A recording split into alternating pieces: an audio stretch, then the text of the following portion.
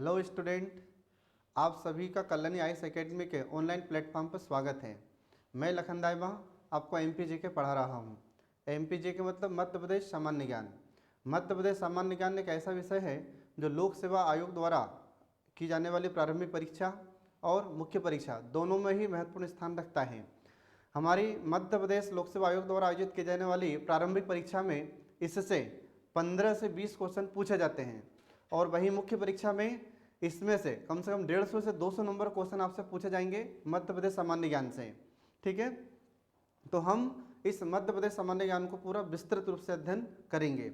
मध्य प्रदेश लोक सेवा आयोग द्वारा आयोजित की जाने वाली मुख्य परीक्षा में जहां भारत का इतिहास पूछा जाता है, वहीं मध्य प्रदेश का इतिहास भी पूछा जाएगा। जहां भारत का भूगोल पूछा जाता है, वहीं हमारे मध्य प्रदेश का भूगोल भी पूछा जाएगा। जहां हमारे भारत की अर्थव्यवस्था पूछी जाती है, वही मध्य प्रदेश की अर्थव्यवस्था भी आपसे पूछी जाएगी। जहां हमारे भारत की राज्य व्यवस्था पूछी जाती है, वहीं आपसे मध्य प्रदेश की अर्थव्यवस्था भी पूछी जाती है।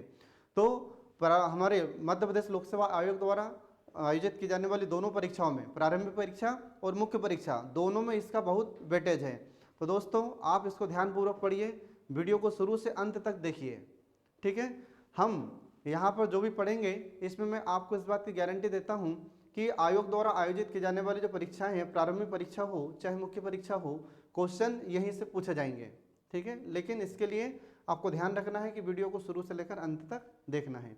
चलिए इसी के साथ हम शुरू करते हैं मध्य प्रदेश का सामान्य ज्ञान। तो मध्य प्रदेश के सामान्य ज्ञान में हम शुरू करेंगे सबसे पहले मध्य प्रदेश एक दृष्टि में। ठीक है, चलिए शुरू करते हैं। हम इसमें देखते हैं मध्य प्रदेश एक दृष्टि में, तो सबसे पहले हम इसमें देखेंगे कि हमारे मध्य प्रदेश का नाम मध्य प्रदेश कैसे हुआ।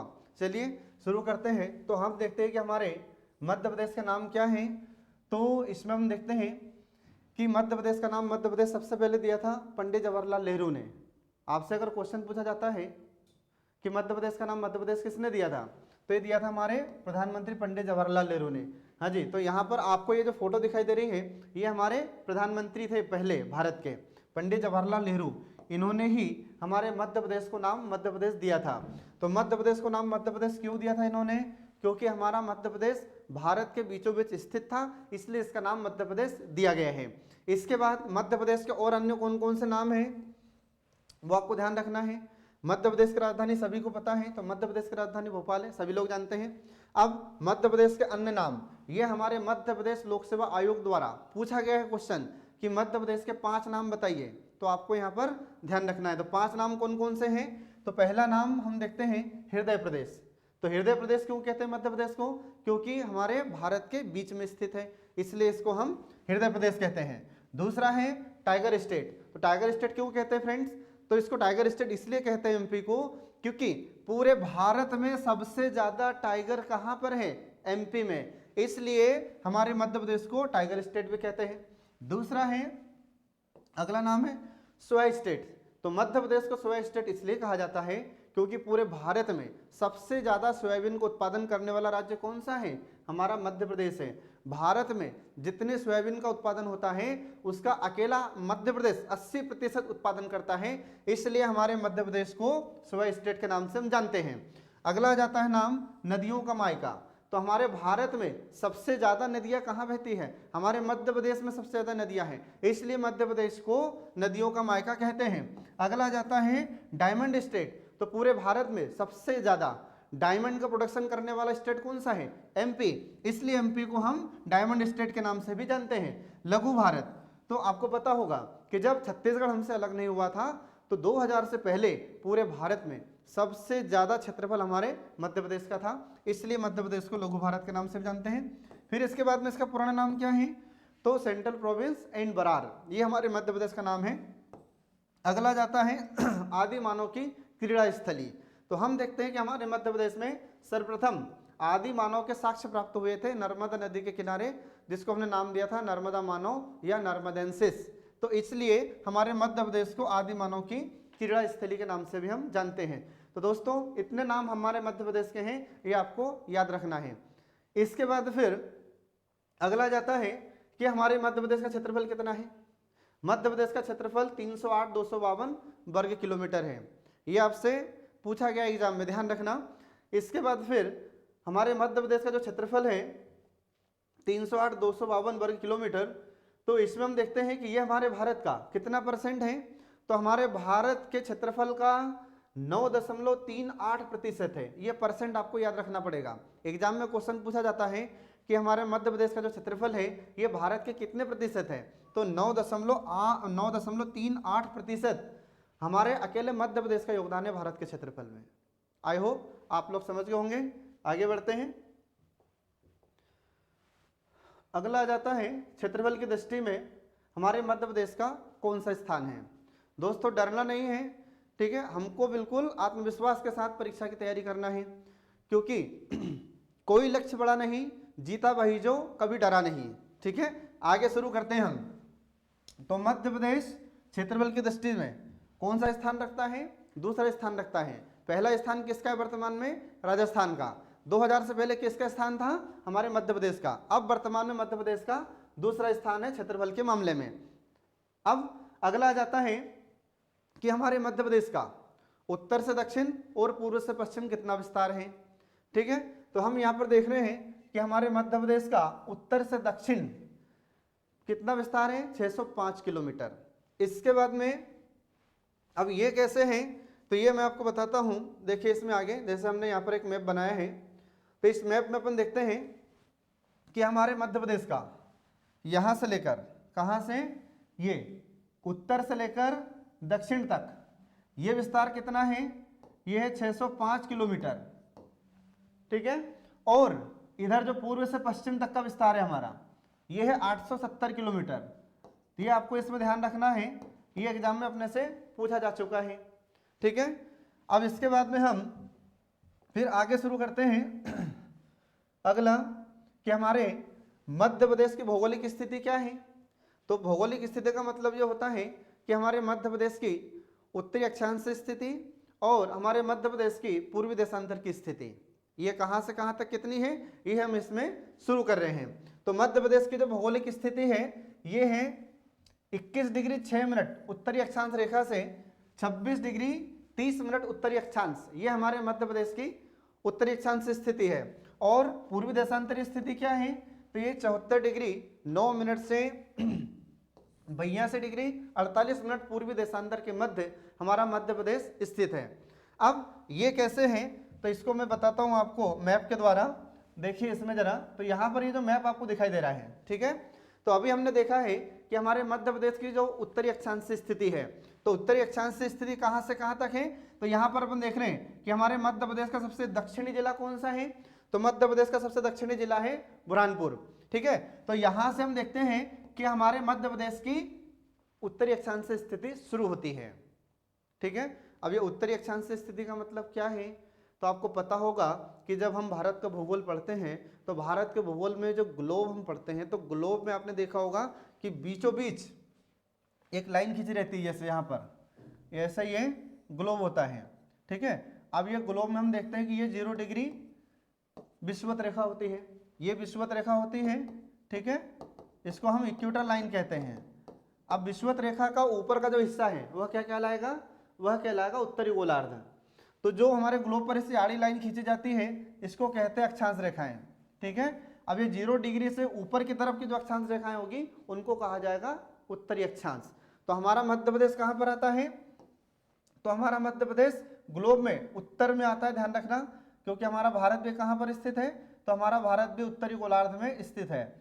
तो आप यहाँ पर देख रहे हैं कि ऐसा ये मैप अपना इंडिया का रहता है और यहीं पर अपने एमपी का मैप है।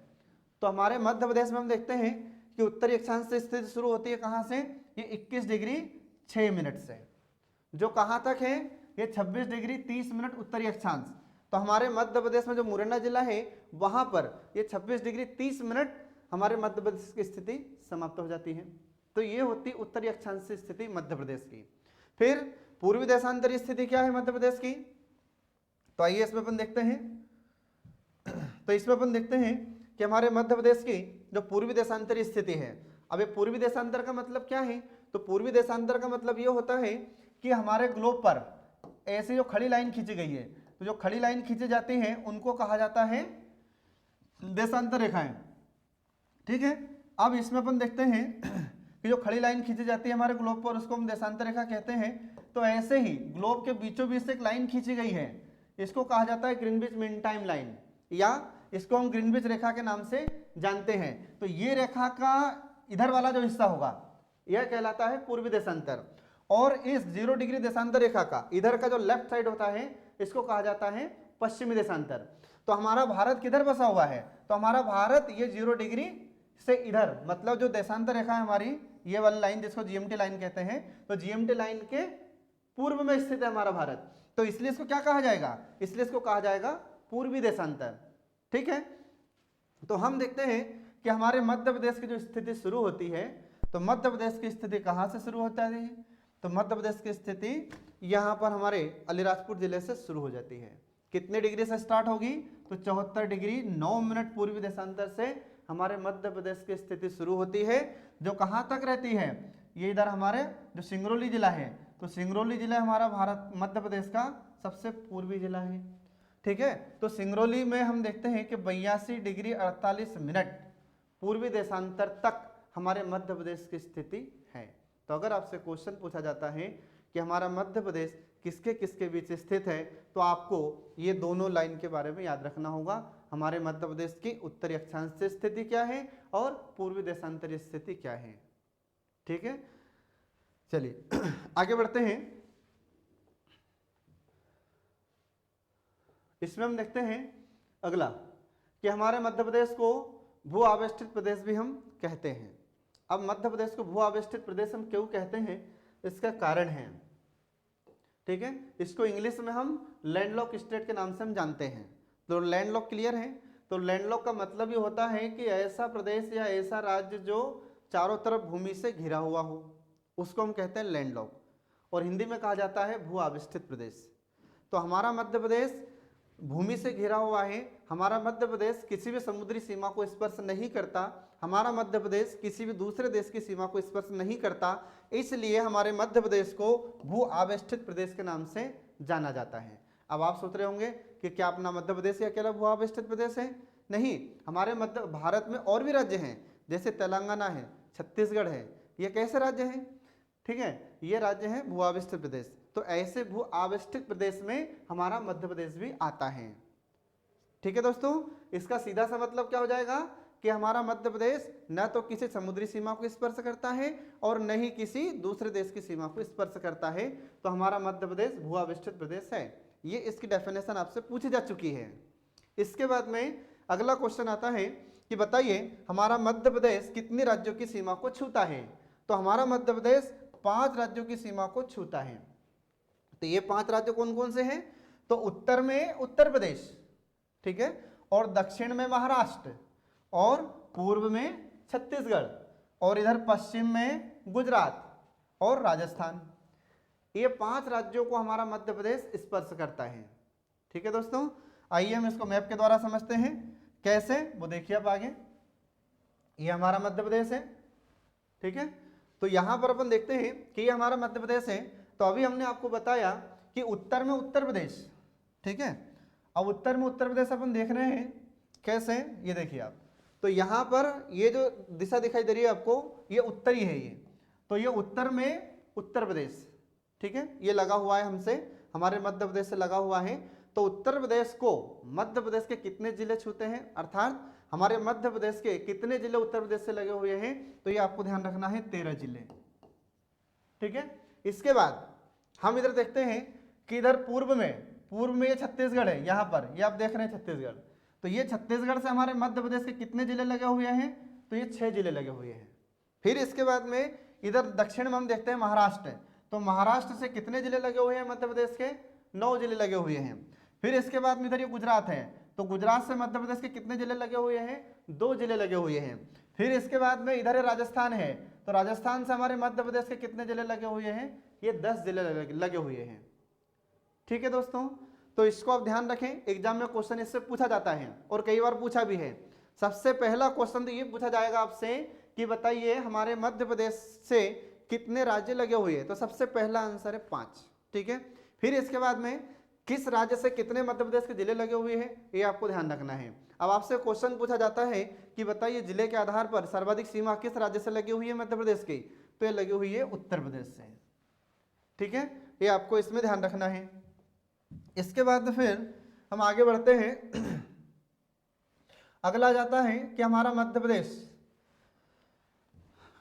हमारे मध्य प्रदेश से जो कर्क रेखा गुजरती है तो कितने जिलों से होकर गुजरती है, ये आपको ध्यान रखना है। बहुत ही इंपॉर्टेंट क्वेश्चन है दोस्तों, याद रखना। तो हम यहाँ पर देख रहे हैं कि मध्य प्रदेश के बीचों बीच से कौन सी रेखा होकर गुजरती है, तो इसका आंसर होगा कर्क रेखा। ठीक है, अब ये कर्क रेखा क्या है तो मैं आपको थोड़ा सा बता देता हूँ कि जैसे हम ग्लोब पर जब देखते हैं, ये ग्लोब है, ठीक है, तो ग्लोब पर अपन देखते हैं बीचों बीच ये जो लाइन होती है इसको कहा जाता है विषुवत रेखा। इस विषुवत रेखा के 23.5 डिग्री ऊपर की तरफ ये 23.5 डिग्री ऊपर ये होती है कर्क रेखा।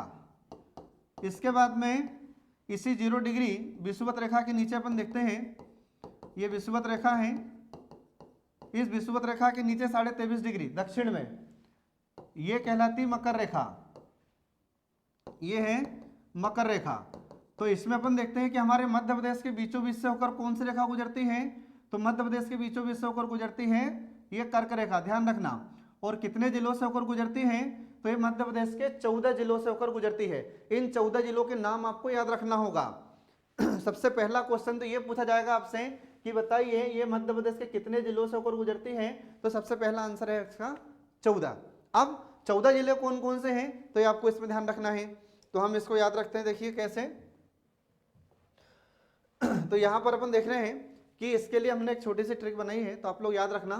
जैसे हमने क्या किया है कि जो 14 जिले हैं, इन 14 जिलों में जो इनका जो शुरू का अक्षर होता है, इन शुरू के अक्षर के आधार पर हमने इसकी ट्रिक बनाई है। कैसे ट्रिक बनाई है, तो जैसे हम देख रहे हैं कि रऊ, आरासी, भवरासा और दम, जब, कटनी, उमरासा, ये हमने इसके लिए ट्रिक बनाई है जो आपको आसानी से याद हो सके। ठीक है, तो कैसे, अब वो जानिए।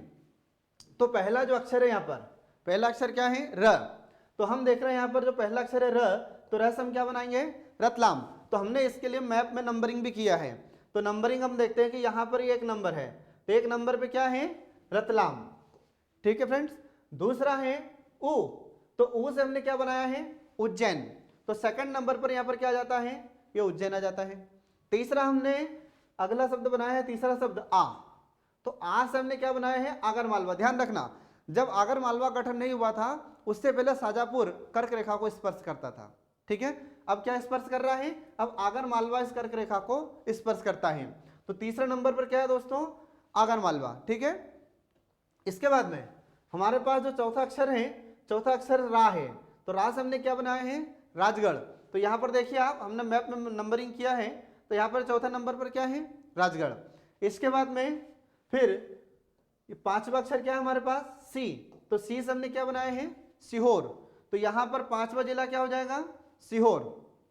इसके बाद में छठवां अक्षर है भ, तो भ से हमने क्या बनाया है, भोपाल। तो यहाँ पर छठवां जिला कौन सा हो जाएगा, भोपाल। फिर इसके बाद में सातवां नंबर आता है अक्षर का व, तो सातवां अक्षर व है, तो व से हमने क्या बनाया है, विदिशा। तो यहाँ पर सातवां जिला क्या हो गया, ये विदिशा हो जाता है। इसके बाद में फिर आठवां अक्षर क्या हो जाता है, आठवां अक्षर हो जाता है रा। तो रा से हमने क्या बनाया है, रायसेन। तो रायसेन कहाँ पर आता है, ये आ जाता है रायसेन। ठीक है, इसके बाद फिर अगला अक्षर आ जाता है सा। तो सा से क्या बनाया हमने, सागर। तो अगला जो जिला होता है 9वें नंबर पर वो हो जाता है सागर। फिर इसके बाद में अगला है द, तो द से हमने क्या बनाया है, दमोह। ठीक है, तो दम से क्या बन गया, दमोह। तो 10वां जिला क्या हो जाता है, दमोह। इसके बाद अगला है जब, तो जब से हमने क्या बनाया है, जबलपुर। तो जबलपुर कहाँ पर आता है, ये आ जाता है इधर 11वें नंबर पर जबलपुर। फिर इसके बाद में अगला जाता है कटनी। तो कटनी से कटनी ही आप लोग याद रखेंगे। ठीक है, तो हम देखते हैं कि यहाँ पर ये आ जाता है कटनी। इसके बाद फिर अगला आ जाता है उमरा, ये है उमरा। तो उमरा से क्या बना दिया हमने, उमरिया। तो ये यहाँ पर आ जाएगा ये उमरिया। फिर इसके बाद लास्ट है सा। तो सा से हमने क्या बनाया है, शहडोल। तो ये शहडोल आ जाता है यहाँ पर लास्ट में। तो इस प्रकार से आप लोग याद रखेंगे इसको। तो इसकी एक ट्रिक है जो आपको ध्यान रखना है, ये एक शब्द है, इसको भी याद रखेंगे। तो 14 जिलों को आप आसानी से याद रख सकते हैं। ठीक है, इसके बाद में फिर आपसे क्वेश्चन पूछा जाता है कि हमारे मध्य प्रदेश की राजभाषा क्या है। तो हमारे मध्य प्रदेश की राजभाषा हिंदी है। ठीक है, राजभाषा का मतलब क्या होता है दोस्तों, सभी लोग जानते हैं। राजभाषा का सीधा सा मतलब होता है सरकार के द्वारा जिस भाषा में कार्य किया जाता है उसे हम राजभाषा कहते हैं। तो हमारे मध्य प्रदेश की राजभाषा क्या है, हिंदी है। हमारे मध्य प्रदेश की सरकार किस भाषा में कार्य करती है, हिंदी में काम करती है। तो इसलिए हमारे मध्य प्रदेश की राजभाषा क्या है, हिंदी है। ठीक है, आई होप आप लोग सब समझ गए होंगे दोस्तों। आगे बढ़ते हैं, अगला जाता है हमारे मध्य प्रदेश के प्रतीक चिन्ह। ठीक है, अब मध्य प्रदेश के प्रतीक चिन्ह में से क्वेश्चन आपसे पूछा ही जाता है। ठीक है, तो इसमें क्वेश्चन पूछा गया था हमारे मध्य प्रदेश पीएससी के द्वारा कि मध्य प्रदेश का राजकीय चिन्ह, सॉरी, मध्य प्रदेश का राजकीय खेल कौन सा है, मलखंभ है। तो उसको हम आगे पढ़ रहे हैं, स्टार्ट करते हैं मध्य प्रदेश के प्रतीक चिन्ह। तो मध्य प्रदेश के प्रतीक चिन्ह में हम सबसे पहले शुरू कर रहे हैं मध्य प्रदेश का राजकीय चिन्ह। ठीक है, अब मध्य प्रदेश का राजकीय चिन्ह क्या है, तो यहाँ पर आपको दिखाई दे रहा है, देखो पिक्चर में, ये मध्य प्रदेश का राजकीय चिन्ह है जिसमें 24 स्तूप बने हुए हैं। कैसे 24 स्तूप बने हुए हैं, तो ये आप जो बाहर की तरफ ये जो आकृति देख रहे हैं ये, ठीक है, ये जो आप आकृति देख पा रहे हैं ये सी, तो ये आकृति को कहा जाता है स्तूप। तो ऐसे हमारे मध्य प्रदेश का जो राजकीय प्रतीक चिन्ह होता है, तो राजकीय चिन्ह में 24 स्तूप बने हुए हैं। ठीक है, और एक व्रत बना हुआ है, ये व्रत बना हुआ है ऐसे, ये 24 स्तूप और ये ऐसा एक व्रत बना हुआ है। इसके अंदर क्या है, तो इसके अंदर हम देखते हैं गेहूं की वाली और ये चावल की वाली, गेहूं और धान, इनकी वालियां इसमें अंदर आपको ये दिखाई दे रही है, ये बनी हुई है, देखो। ठीक है, इसके बाद इसमें एक बरगद का पेड़ बना हुआ है। तो बरगद का पेड़ आप यहाँ पर देख रहे हैं, बरगद के पेड़ को इंग्लिश में कहा जाता है बनियान ट्री। तो ये बरगद का पेड़ ऐसे बना हुआ है। ठीक है, फिर इसके बाद में हमारा राष्ट्रीय प्रतीक चिन्ह अशोक स्तंभ, ये इसके अंदर बना हुआ है और उसके नीचे लिखा हुआ है सत्यमेव जयते। ये हमारे मध्य प्रदेश का राजकीय चिन्ह है, तो इसको आप ध्यान रखना। ठीक है, क्वेश्चन आपसे पूछ सकता है कि हमारे मध्य प्रदेश का जो राजकीय चिन्ह है बताइए उसमें कितने स्तूप हैं, तो उसमें 24 स्तूप हैं। और अंदर क्या बना है, व्रत। फिर व्रत के अंदर क्या है, तो उसमें गेहूं और धान की वालियां। फिर उसके अंदर क्या है, बरगद का पेड़। फिर और क्या है, तो हमारे भारत का राष्ट्रीय प्रतीक चिन्ह अशोक स्तंभ जिसको हम कहते हैं, और उसमें लिखा हुआ सत्यमेव जयते। और ये सत्यमेव जयते हमने कहां से लिया है, मुंडक उपनिषद से लिया है। ठीक है, बहुत इंपॉर्टेंट क्वेश्चन है, इसको याद रखना आप लोग। इसके बाद में फिर अगला आ जाता है मध्य प्रदेश का राजकीय पक्षी। ठीक है दोस्तों, तो मध्य प्रदेश का राजकीय पक्षी इंग्लिश में कहा जाएगा स्टेट बर्ड ऑफ एमपी। तो मध्य प्रदेश का राजकीय पक्षी है शाह बुलबुल। तो यहाँ पर आपको जो पिक्चर दिखाई दे रही है ये है शाह बुलबुल। ठीक है, जिसको हम और भी कुछ नाम से जानते हैं, तो शाह बुलबुल दूधराज। ठीक है, तो दूधराज भी नाम है और शाह बुलबुल भी इसका नाम है। वैज्ञानिक नाम क्या है, तो इसका वैज्ञानिक नाम है पैराडाइज फ्लाईकेचर, ये इसका वैज्ञानिक नाम है। और अन्य नाम क्या है इसके, तो इसके अन्य नाम है टिटेनी और महारेनी, ये इसके अन्य नाम होते हैं। फिर इसका रंग कैसा है, तो इसका रंग दूधिया भी होता है, दूधिया सफेद और नारंगी। तो यहाँ पर आपको जो पिक्चर में दिखाई दे रहा है ये दूधिया नारंगी, देखो ये दूधिया और ये इसका नारंगी रंग, दो रंग के पक्षी होता है।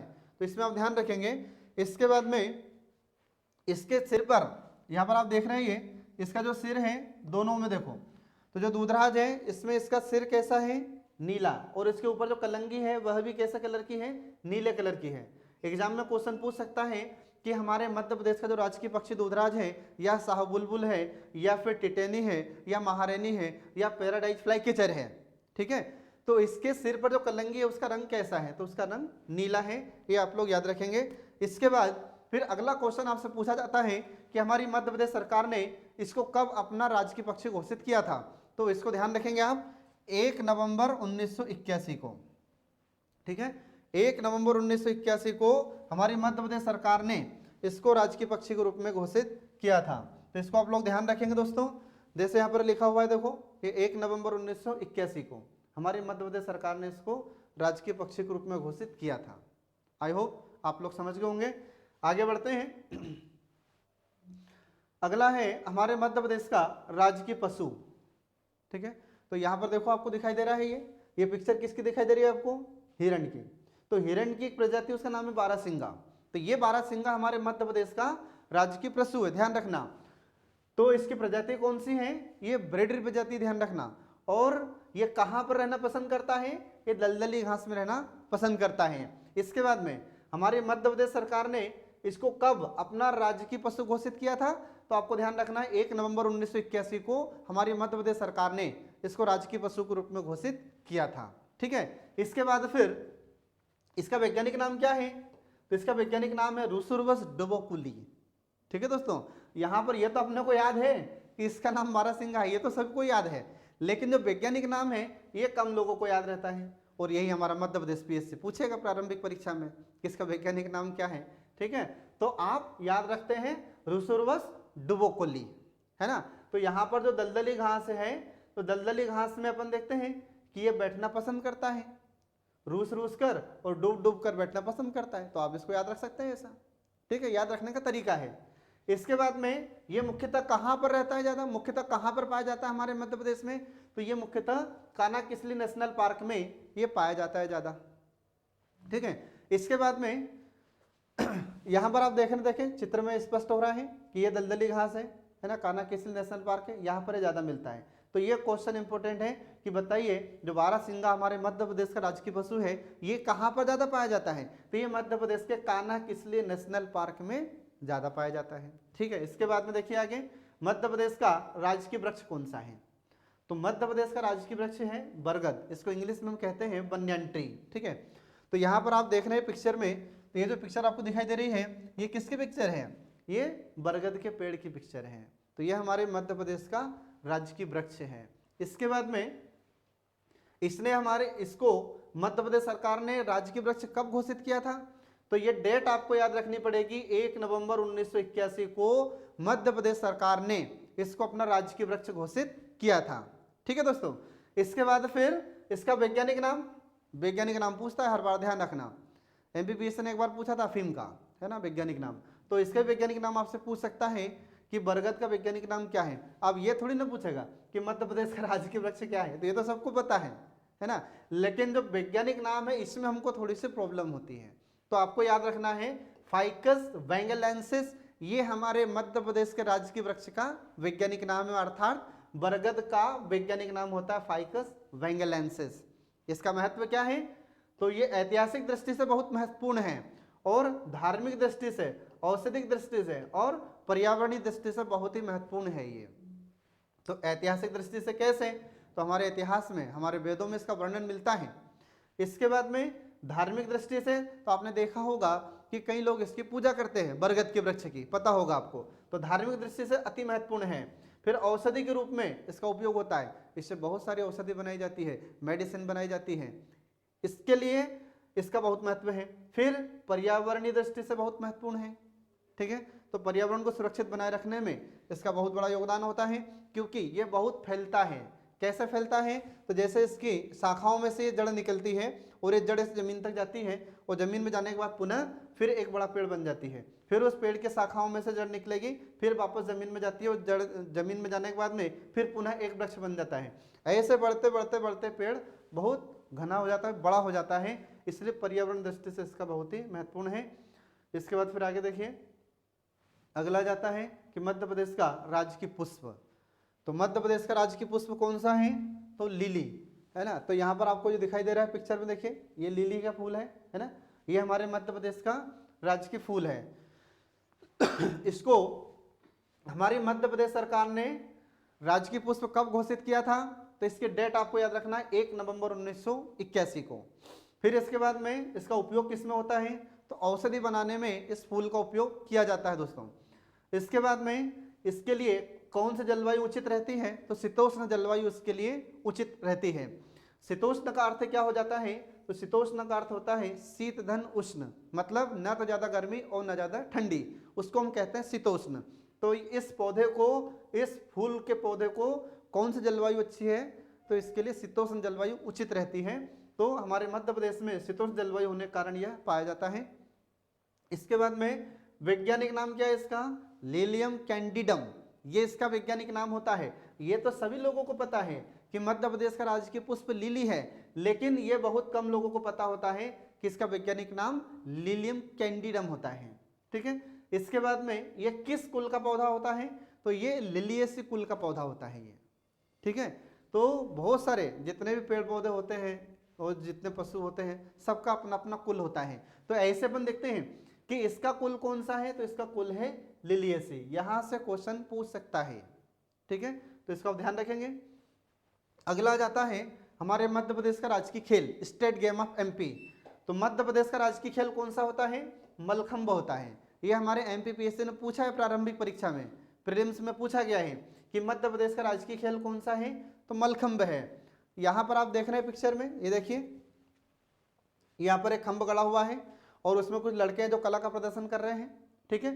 तो ये खंभ बीच में गाड़ा जाता है और उसमें ऐसे लड़के खड़े होकर उस पर अलग अलग प्रकार के अपने अपने करतब दिखाते हैं। इससे पूरे शरीर का व्यायाम हो जाता है, ठीक है दोस्तों। तो तंदुरुस्त रहने के लिए थोड़ा सा फिजिकल वर्क बहुत जरूरी है, क्योंकि फिजिकल वर्क करते हैं तो हमारा मस्तिष्क भी स्वस्थ रहता है। क्योंकि स्वामी विवेकानंद ने कहा था स्वस्थ मस्तिष्क, स्वस्थ शरीर में स्वस्थ मस्तिष्क का वास होता है। चलिए आगे शुरू करते हैं। तो हमारे मध्य प्रदेश का राजकीय खेल क्या है, मलखंभ है। तो मध्य प्रदेश सरकार ने इसको राजकीय खेल कब घोषित किया था, तो 9 अप्रैल 2013 को हमारी मध्य प्रदेश सरकार ने इसको राजकीय खेल घोषित किया था, ठीक है। तो इसको ध्यान रखें आप। इसकी विशेषता क्या है, तो इसकी विशेषता ये है कि हमारे भारत का पारंपरिक खेल है, मतलब बहुत समय पहले से ये खेल चला आ रहा है। फिर इसी में अपन देखते हैं कि एक लकड़ी का खंबा होता है, उस लकड़ी के खंबे पर ऐसे युवा इसमें अलग अलग अपनी कला का प्रदर्शन करते हैं। जैसे यहाँ पर आप देखिए, आप ये ऊपर जो लड़का है ये अलग कला का प्रदर्शन कर रहा है, फिर उसके बाद देखिए नीचे वाले ये अलग कला का प्रदर्शन कर रहे हैं, ठीक है। ये इसकी विशेषता होती है। इसके बाद में फिर आगे बढ़ते हैं हम, मध्य प्रदेश की राजकीय मछली, ठीक है। अब मध्य प्रदेश की राजकीय मछली क्या है, महासीर है, ठीक है। तो ये आपको पिक्चर दिखाई दे रहा है, ये है महासीर मछली, ठीक है।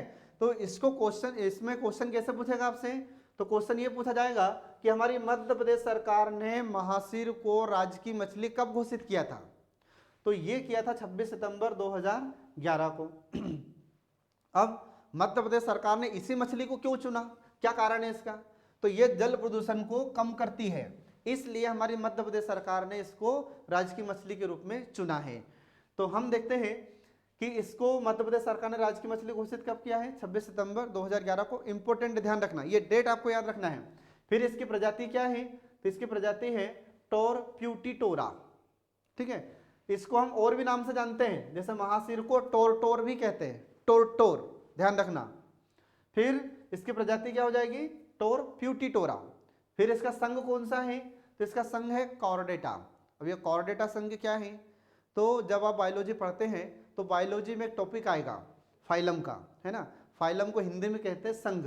तो जितने भी जंतु आप देखते हैं अपने जीवन में, सभी जंतु सभी जीव अलग अलग संघ में रहते हैं, जितने भी जंतु हैं सब। तो कुछ ऐसे जंतु होते हैं जिनमें हड्डियां नहीं होती, कुछ ऐसे जंतु होते हैं जिनमें हड्डियां होती हैं। हड्डियां होने के साथ साथ जिनमें स्पाइनल कॉर्ड होता है, उसको रखा जाता है कॉर्डेटा संघ में। तो ऐसे स्पाइनल कॉर्ड हमारी महासीर मछली में होती है, इसलिए इसको कॉर्डेटा संघ में शामिल किया गया है। इसका वैज्ञानिक नाम क्या है, तो इसका वैज्ञानिक नाम है नियोलोसोकिलस, ये इसका वैज्ञानिक नाम है। इंग्लिश वाले इंग्लिश में पढ़ सकते हैं। इसके बाद में इसका कुल कौन सा है, तो इसके फैमिली है साइप्रिनिडी, ये इसका कुल होता है, ठीक है दोस्तों। आगे बढ़ते हैं, मध्य प्रदेश की राज्य की फसल। मध्य प्रदेश की राज्य की फसल क्या है, सोयाबीन। तो सोयाबीन हमारे मध्य प्रदेश में पूरे भारत में सबसे ज्यादा होती है। पूरे भारत में जितना सोयाबीन का उत्पादन होता है राज्यों में, उन सभी राज्यों में अग्रणी राज्य है हमारा मध्य प्रदेश। तो यहाँ पर आप चित्र में देख रहे हैं, ये जो पिक्चर आपको दिखाई दे रही है सोयाबीन के, सभी लोग जानते हैं, ठीक है। कौन सी फसल है सोयाबीन, रबी की या खरीफ की, तो आंसर आपको बताना है खरीफ की, ठीक है दोस्तों। तो खरीफ की फसल का मतलब क्या है कि यह कब बोई जाती है, ये जुलाई में बोई जाती है, ठीक है। तो जून जुलाई में इसको बोया जाता है और सितंबर अक्टूबर में इसको काट लिया जाता है, ठीक है दोस्तों। आगे देखिए, तो इसका वैज्ञानिक नाम क्या है, तो इसका वैज्ञानिक नाम है ग्लाइसिन मैक्स, ये सोयाबीन का वैज्ञानिक नाम है। इसके बाद में इसका महत्व क्या है, तो इसका महत्व है कि इसमें सर्वाधिक प्रोटीन होता है। एग्जाम में कई बार क्वेश्चन पूछा जाता है कि बताइए सर्वाधिक प्रोटीन किस में होता है, तो सर्वाधिक प्रोटीन सोयाबीन में होता है। फिर इसके बाद में इसमें फैट भी होती है, वसा होती है, और इसी से फिर कुकिंग ऑयल निकाला जाता है सोयाबीन से, पता होगा आपको। तो कुकिंग ऑयल इससे निकाला जाता है सोयाबीन से, उसको हम खाद्य तेल कहते हैं। ये इसका बहुत महत्व है। इसके बाद में पूरे भारत में मध्य प्रदेश कितना प्रतिशत सोयाबीन का उत्पादन करता है? तो 80% सोयाबीन का उत्पादन हमारा मध्य प्रदेश अकेला करता है, इसलिए हमारे मध्य प्रदेश को सोया स्टेट के नाम से हम जानते हैं। ठीक है दोस्तों, आप आई होप आप समझ गए होंगे। चलिए आगे बढ़ते हैं। अगला जाता है मध्य प्रदेश का राजकीय नाट्य। ठीक है, राजकीय नाट्य क्या है? माच। अब माच ये मालवा का है, ध्यान रखना। तो यहाँ पर आपको ये जो पिक्चर दिखाई दे रही है, देखिए इसमें एक व्यक्ति है, कलाकार जिसको अपन कहते हैं। तो ये कलाकार अपनी कला का प्रदर्शन करता है। तो कला का प्रदर्शन कहाँ करता है? ये मंच पर, स्टेज पर अपनी कला का प्रदर्शन करता है। और ये विशेषकर कहाँ पर प्रचलन है इसका? मालवा में। ठीक है, तो एग्जाम में आपसे क्वेश्चन पूछा जाएगा कि बताइए मध्य प्रदेश का राजकीय नाट्य कौन सा है? तो आपको माच याद रखना है। और इसका मुख्य क्षेत्र क्या है? मालवा, क्योंकि मालवा में इसका प्रचलन अधिक है। फिर इसके बाद में इसकी विशेषता क्या है? तो ये पौराणिक कथाओं पर आधारित होता है और दूसरा संस्कृति पर आधारित होता है। पौराणिक कथाओं का मतलब क्या है? तो पुराणों में जो कथाएं होती हैं उन कथाओं के आधार पर ये कलाकार अपनी कला का प्रदर्शन करता है मंच पर, और संस्कृति पर आधारित होता है। ठीक है, तो यहाँ पर आप देख रहे हैं ये हमारी संस्कृति दिखाई दे रही है आपको, ये हमारी संस्कृति की पहचान है। इसके बाद में इसमें महत्वपूर्ण वाद्य क्या होता है? वाद्य का मतलब होता है कि जिस पर वह कलाकार अपनी कला का प्रदर्शन करेगा। तो इसमें वाद्य यंत्र क्या क्या हो जाते हैं? मतलब बजाते हैं, है ना। तो क्या बजाते हैं उस टाइम पर? ढोलक और सारंगी, इन पर ये अपनी कला का प्रदर्शन करता है। तो यहाँ पर जो जिस प्रकार से पिक्चर में दिखाई दे रहे, देखिए कैसी कला का प्रदर्शन कर रहा है वो। ठीक है, चलिए आगे देखिए। तो आगे हम बढ़ते हैं। अगला जाता है कि मध्य प्रदेश का राजकीय नृत्य कौन सा है? तो मध्य प्रदेश का राजकीय नृत्य होता है राई। ठीक है दोस्तों, तो ये मुख्यतः कहाँ पर इसका प्रचलन है? बुंदेलखंड में। अब बुंदेलखंड सब लोग जानते ही हैं। तो यहाँ पर देखिए इसमें कुछ महिलाएं अपनी कला का प्रदर्शन कर रही है। ये कौन सा नृत्य कर रही है? ये राई नृत्य करती हैं, है ना। फिर इसके बाद में किस अवसर पर यह नृत्य किया जाता है? तो ये खुशी का अवसर पर नृत्य किया जाता है। तो खुशी का अवसर कब होगा? किसी बच्चे का जन्म हो, फिर विवाह हो, उस अवसर पर यह नृत्य किया जाता है। और त्योहारों पर यह नृत्य किया जाता है। अब इसमें एक पॉइंट आपको याद रखना है कि जो महिलाएं इसमें नृत्य करती हैं, इन नृत्य करने वाली महिलाओं को क्या कहा जाता है? तो इसमें बेड़नी कहते हैं। ये इंपॉर्टेंट है, ध्यान रखना, ये लिखा है देखो, बेड़नी। तो जो महिलाएं यहाँ पर नृत्य करती है या जो महिला नृत्य करती है उसको कहा जाता है बेड़नी। तो यहाँ पर देखिए ये पिक्चर, ये चित्र देखिए, यहाँ पर ये महिलाएं नृत्य कर रही है, तो इनको क्या कहा जाएगा? इनको बेड़नी। तो क्वेश्चन कैसे पूछेगा? क्वेश्चन आपसे पूछेगा कि राई नृत्य में जो महिलाएं नृत्य करती हैं उन महिलाओं को क्या कहते हैं? तो उसको हम बेड़नी कहते हैं। ध्यान रखना आप लोग। ठीक है, आई होप आप लोग समझ गए होंगे। आगे बढ़ते हैं। अगला जाता है मध्य प्रदेश का राजकीय फल। अब मध्य प्रदेश का राजकीय फल क्या है? यहाँ पर देखिए आप चित्र में, ये क्या दिख रहा है आपको? आम। तो ये हमारे मध्य प्रदेश का राजकीय फल है, ये इसको फलों का राजा कहते हैं, ध्यान रखना। इसके बाद में इसका वैज्ञानिक नाम क्या है? तो इसका वैज्ञानिक नाम है मैंगीफेरा इंडिका। ये हमारे मध्य प्रदेश के राजकीय फल का वैज्ञानिक नाम है। आम का वैज्ञानिक नाम है मैंगीफेरा इंडिका। इसके बाद फिर राजकीय गान क्या है? तो मध्य प्रदेश का राजकीय गान, ध्यान रखना आप लोग, ये लिखा हुआ है पंक्तियों में कि सुख का दाता सबका साथी, शुभ का यह संदेश है, और माँ की गोद पिता का आश्रय, मेरा मध्य प्रदेश है। ये हमारे मध्य प्रदेश का राजकीय गान है। अब आपसे क्वेश्चन पूछा जाएगा कि बताइए यह गान किसने लिखा है? तो ये जो गान लिखा है उसका नाम है श्री महेश श्रीवास्तव, इन्होंने इस गान को लिखा है। फिर आपसे पूछा जाएगा कि हमारी मध्य प्रदेश सरकार ने इसे कब स्वीकृत किया है या कब इसको मध्य प्रदेश का राजकीय गान घोषित किया है? तो यह है अक्टूबर 2010 में हमारे मध्य प्रदेश का राजकीय गान इसे घोषित किया गया है। तो बहुत ही इंपॉर्टेंट क्वेश्चन है, इसको आप याद रखना। ठीक है दोस्तों, आगे बढ़ते हैं।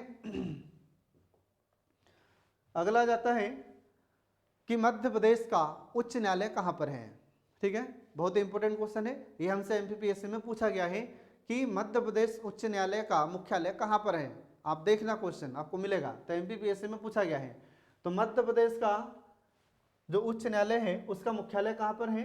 जबलपुर में है। इसकी 2 खंडपीठ है, इसकी 2 ब्रांच है। तो 2 खंडपीठ कहाँ कहाँ पर है? एक इंदौर है और दूसरी ग्वालियर है। ठीक है, तीसरी खुलने वाली है भोपाल में, इसकी तीसरी ब्रांच होगी भोपाल में, लेकिन अभी प्रस्तावित है, ध्यान रखना। दो इसकी जो शाखाएं हैं वो कहाँ कहाँ पर है, एक तो इंदौर है और दूसरी ग्वालियर है, इसको ध्यान रखें आप। इसके बाद में हमारे मध्य प्रदेश में क्षेत्रफल की दृष्टि से सबसे बड़ा जिला कौन सा है, तो सबसे बड़ा जिला है छिंदवाड़ा। इसके बाद फिर अगला आ जाता है कि मध्य प्रदेश का क्षेत्रफल की दृष्टि से सबसे छोटा जिला कौन सा है, तो वह है दतिया। तो दतिया किसके अनुसार है, तो जनगणना 2011 के अनुसार हमारे मध्य प्रदेश का सबसे छोटा जिला दतिया है। फिर इसी के बाद अपन देखते हैं कि 2013 में आगर मालवा को हमारी मध्य प्रदेश सरकार ने गठित किया है। फिर उसके बाद में अभी 2018 में ही हमारी मध्य प्रदेश सरकार ने एक नया जिला गठित किया, उसका नाम है निवाड़ी। निवाड़ी अलग हुआ है टीकमगढ़ से। तो निवाड़ी वर्तमान में सबसे छोटा जिला है, जनसंख्या के आधार पर भी और क्षेत्रफल के आधार पर भी, परंतु यहाँ पर हमने लिखा है इसमें जनगणना के आधार पर। तो जनगणना 2011 के अनुसार, 2011 में जनगणना हुई है, तो हर 10 साल में एक बार जनगणना होती है, आप लोग जानते ही हैं। ठीक है, तो 2011 के बाद अब जनगणना कब होगी, 2021 में। तो 2011 की जनगणना के अनुसार सबसे छोटा जिला कौन सा है क्षेत्रफल के मामले में, तो दतिया है, आप लोग याद रखेंगे। इसके बाद में फिर आगे अगर क्वेश्चन आपसे पूछा जाता है कि मध्य प्रदेश की सबसे कम सीमा किस राज्य से लगी हुई है, तो वो आपको याद रखना है गुजरात, सबसे कम सीमा लगती है गुजरात से। और अगर आपसे पूछा जाता है कि सबसे ज़्यादा सीमा हमारे मध्य प्रदेश की जिलों के आधार पर किस राज्य से लगी हुई है, तब आपको बताना पड़ेगा उत्तर प्रदेश। ठीक है दोस्तों, इसमें कोई कन्फ्यूजन है क्या। तो अगर पूछ रहा है कि जिलों के आधार पर सबसे ज़्यादा सीमा मध्य प्रदेश की किससे लगती है, उत्तर प्रदेश से। कितने जिले मध्य प्रदेश के लगे हुए हैं उत्तर प्रदेश से, 13 जिले, जो आपको थोड़ी देर पहले ही हमने बताया है। फिर दूसरा है कि मध्य प्रदेश की सबसे कम सीमा गुजरात से लगती है। तो मध्य प्रदेश के 2 जिले लगे हुए हैं किससे, गुजरात से, एक अलीराजपुर और दूसरा झाबुआ। ठीक है, तो यहाँ पर अपन देखते हैं कि गुजरात के जिले में आता है छोटा उदयपुर, पहले था बड़ोदरा, किताबों में अभी भी आपको मिलता है बड़ोदरा। ठीक है, हाँ, तो ध्यान रखना बड़ोदरा से अलग हुआ है छोटा उदयपुर जिला। तो ये छोटा उदयपुर अलग हुआ था बड़ोदरा से 2013 में, ये लगा हुआ है मध्य प्रदेश से। और दाहोद ये हमारे मध्य प्रदेश की सीमा को स्पर्श करता है, ध्यान रखना, आपको बुक्स में मिलते ही नहीं लिखा हुआ, ये दाहोद और ये छोटा उदयपुर नहीं मिलता है, इसलिए ध्यान रखना आप लोग। अगर एग्जाम में क्वेश्चन पूछ ले हमारा MPPS से कि हमारे मध्य प्रदेश से गुजरात के कौन से 2 जिले लगे हुए हैं, तो उनका नाम है दाहोद और छोटा उदयपुर। लोग ये छोटा उदयपुर को याद रखते हैं, इसको दाहोद को कोई याद ही नहीं रखता। ठीक है ना, तो ध्यान रखें आप लोग। इसके बाद में फिर अगला आ जाता है कि क्षेत्रफल की दृष्टि से सबसे बड़ी तहसील हमारे मध्य प्रदेश की, तो वह है इंदौर। इंदौर क्षेत्रफल के मामले में सबसे बड़ी तहसील है, तो इसको याद रखेंगे आप। इसके बाद फिर सबसे छोटी तहसील कौन सी है, तो ये अजयगढ़ तहसील है। किस जिले में आती है, पन्ना जिले में आती है। ठीक है दोस्तों, इसमें कोई कन्फ्यूजन नहीं कहीं आता। इसके बाद फिर आगे बढ़ते हैं कि मध्य प्रदेश में वर्तमान में 10 संभाग और 52 जिले हैं। संभाग को इंग्लिश में कहते हैं डिवीजन, तो 10 डिवीजन एंड 52 डिस्ट्रिक्ट, 52 जिले और 10 संभाग वर्तमान में हमारे मध्य प्रदेश में हैं। और तहसीलें 2019 के अनुसार 424 तहसीलें हैं। फिर इसके बाद में विकासखंड कितने हैं वर्तमान में, 313, और जनपद पंचायत कितनी है वर्तमान में, 313। ठीक है, दोनों बराबर है, ध्यान रखना। इसके बाद जिला पंचायत कितनी हमारे मध्य प्रदेश में, 52 है। फिर कुल ग्राम कितने हैं, 54,903, ये करंट का डाटा है दोस्तों, ध्यान रखना। फिर इसके बाद में कुल नगर या शहर कितने हैं, तो कुल नगर या शहर वर्तमान में 476 हैं। और कुल राजस्व ग्राम कितने हैं, 53,738। अब आपको यहाँ पर कन्फ्यूजन हो रहा होगा कि यहाँ पर हमने बताया आपको राजस्व ग्राम और यहाँ पर लिखा है कुल ग्राम। तो कुल ग्राम का मतलब ये है और राजस्व ग्राम का मतलब ये है, दोनों में अंतर क्या है। जैसे कुल ग्राम, इसमें संख्या निश्चित नहीं है। कुछ ऐसे भी गांव होते हैं जिनकी जनसंख्या 100 भी हो सकती है, 200 भी हो सकती है, 150 भी हो सकती है। ठीक है, लेकिन जो राजस्व ग्राम है इनकी जनसंख्या कितनी होगी, तो 250 से ज़्यादा ही होगी।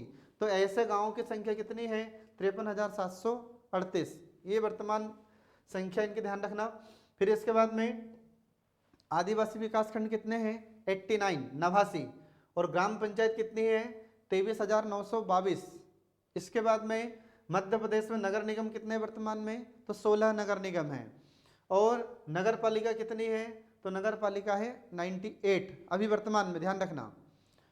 इसके बाद में फिर नगर पंचायत परिषद ये 294। तो नगरीय निकायों में अगर देखा जाए तो जो सबसे बड़ा निकाय होता है वह नगर निगम होता है, ध्यान रखना। और स्थानीय स्वशासन में ही अगर देखा जाए, जैसे अपन देखते हैं पंचायती राज, तो पंचायती राज में जो सबसे बड़ा निकाय होता है वह जिला पंचायत होता है, ठीक है। इसके बाद में हमारे मध्य प्रदेश में विधानसभा की सीटें कितनी हैं, तो विधानसभा की सीटें हैं 230, ध्यान रखना। विधानसभा की सीटों का मतलब विधायकों की संख्या, तो इनका चुनाव होता है, इनको हमारी मध्य प्रदेश की जनता प्रत्यक्ष मतदान प्रणाली के द्वारा इनको चुनती है, ठीक है। इसके बाद फिर एक सीट इसमें होती है किसकी, एंग्लो इंडियन की। उस एंग्लो इंडियन को कौन नॉमिनेट करता है, तो उसको हमारे राज्यपाल मनोनीत करते हैं। इसके बाद में लोकसभा की सीटें कितनी हैं, तो लोकसभा की सीट इसमें 4 अनुसूचित, टोटल सीट है 29 लोकसभा की, ध्यान रखना। टोटल सीट लोकसभा की कितनी है, टोटल सीट 29 है, 29, जिसमें से 4 सीट अनुसूचित जाति मतलब शेड्यूल कास्ट के लिए रिजर्व होती है और 6 अनुसूचित जनजाति मतलब शेड्यूल ट्राइब के लिए रिजर्व होती है। और राज्यसभा की सीटें कितनी होती हैं, तो राज्यसभा की सीटें होती हैं 11, ठीक है दोस्तों। राज्यसभा के जो सदस्य होते हैं उनको हमारे विधायक लोग चुनते हैं, और जो लोकसभा के सदस्य होते हैं मतलब हमारे सांसद होते हैं, इनको हम डायरेक्ट मतदान प्रणाली के द्वारा या डायरेक्ट वोटिंग सिस्टम के अकॉर्डिंग इनको हम चुनते हैं। इसके बाद में मध्य प्रदेश में आईजी रेंज कितनी है, 11। आईजी का फुल फॉर्म होता है इंस्पेक्टर ऑफ जनरल, तो ये हमारे मध्य प्रदेश में आईजी कितने हैं, 11 हैं। आईजी को हम हिंदी में कहेंगे पुलिस महानिरीक्षक, ठीक है। तो पुलिस महानिरीक्षक मतलब इंस्पेक्टर ऑफ जनरल, ये प्रेजेंट में कितने हैं, 11। और डीआईजी, डीआईजी का फुल फॉर्म होता है deputy inspector of general, Hindi में कहा जाएगा पुलिस उप महानिरीक्षक। ये कितने वर्तमान में एमपी में, ये हैं 15। इसके बाद फिर कंट्रोल रूम कितने हैं, 55। इसके बाद में पुलिस थाने कितने हैं, 1117, ठीक है दोस्तों। तो आई होप आप लोग सब समझ गए होंगे। इसके बाद जो अगला टॉपिक होगा हमारा मध्य प्रदेश का गठन होगा, ठीक है दोस्तों। अगर नहीं समझ में आए तो प्लीज़ कमेंट कीजिए। Thank you for watching.